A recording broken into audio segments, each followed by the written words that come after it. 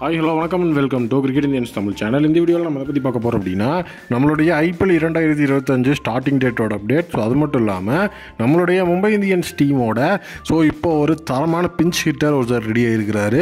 So அதை பற்றி தான் நம்ம இப்போ பார்க்க போகிறோம். ஃபஸ்ட்டு யார் அந்த பிஞ்ச் ஹிட்டர் அப்படின்னு பார்த்தீங்கன்னா நம்மளுடைய தீபக் சகர் தான்.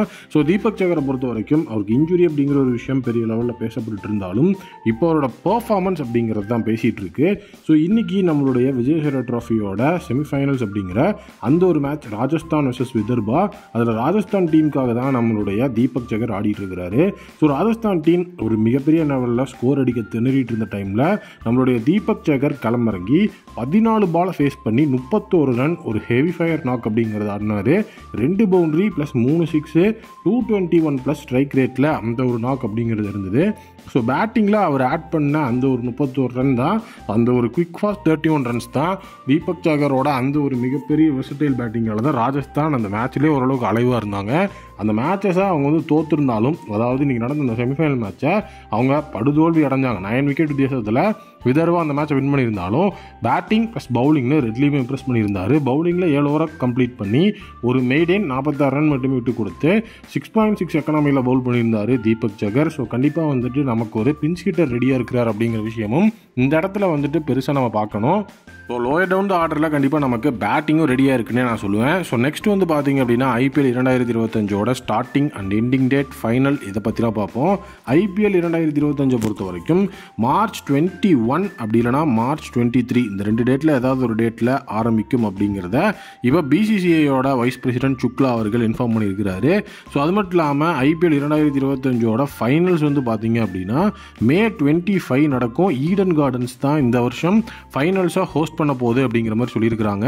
ஸோ கண்டிப்பாக இது ஒரு மிகப்பெரிய லெவலில் மும்பைக்கும் அட்வான்டேஜ் தான். ஏன் ப்ரோ வான்கடையில் நடந்தால் தானே நமக்கு அட்வான்டேஜ் அப்படின்னு நீங்கள் கேட்கலாம். வான்கடையை விட ஈடன் கார்டன்ஸில் பார்த்தீங்கன்னா ரோஹித் சர்மாலாம் செமையான ஒரு ஃபார்ம் அப்படிங்கிறது வச்சிருக்கிறாரு. கண்டிப்பாக நம்ம ஃபைனல்ஸ்க்கு குவாலிஃபை ஆனோம் அப்படின்னா ஈடன் கார்டன் ஃபைனல் அப்படிங்கிறது நமக்கு ஒரு மிகப்பெரிய லெவலில் அட்வான்டேஜாகவும் இருக்கும். டீமோட எஃபிஷியண்டான ப்ராக்டிஸ் செஷன்ஸை பற்றியும் இந்த ஒரு இடத்துல பேசியிருக்கிறாங்க. ஸோ ஐபிஎல் 2025 பொறுத்த வரைக்கும் ஸோ டீம்ஸ் எல்லாருமே அவங்களுடைய ப்ராக்டிஸ் செஷனுக்கும் ரெடி ஆகிக்கலாம். ஸோ ஜனவரியில் பார்த்தீங்கன்னா இப்போ நம்ம பொங்கல் ஹாலிடேஸில் இருக்கோம். ஸோ செகண்ட் வீக்கில் இருந்து ப்ராக்டிஸ் கேம்ப் அப்படிங்கிற அந்த விஷயத்துக்குள்ளே எல்லா டீம்ஸும் கொண்டு வந்துக்கலாம் அப்படிங்கிற ஒரு விஷயத்தையும் இந்த இடத்துல இன்ஃபார்ம் பண்ணியிருக்கிறாங்க.